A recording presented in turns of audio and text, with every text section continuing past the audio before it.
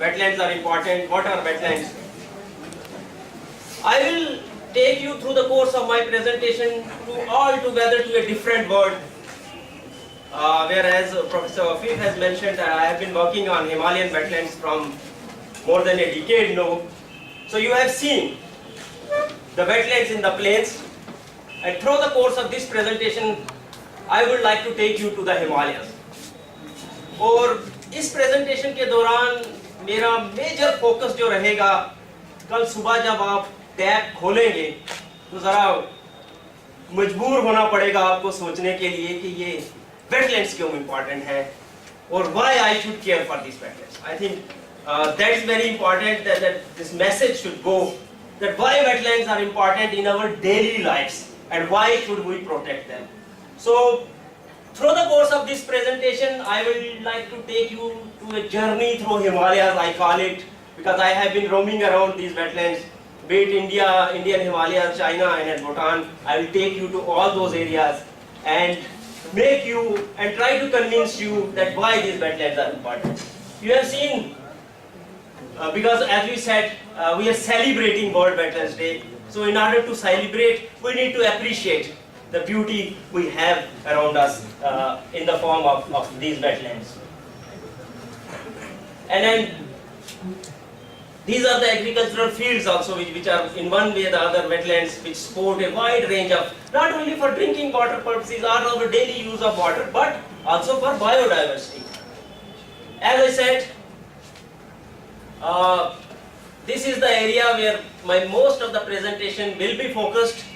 I would like to take you across Himalayas, maybe some parts of the Tibetan Plateau and few areas of Bhutan, and try to convince you that why should we protect these wetlands.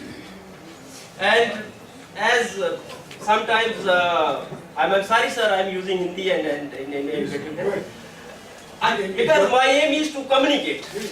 If you are comfortable in Hindi, go ahead. Sir, thank you very much. So what I try to see as we go to educational institutions and try to talk to the kids also, भैया ये आप जो सुबह पानी आपको घर में आता है, you know there is a water tower in a city, and imagine that water tower collapses a day, what will happen to that city?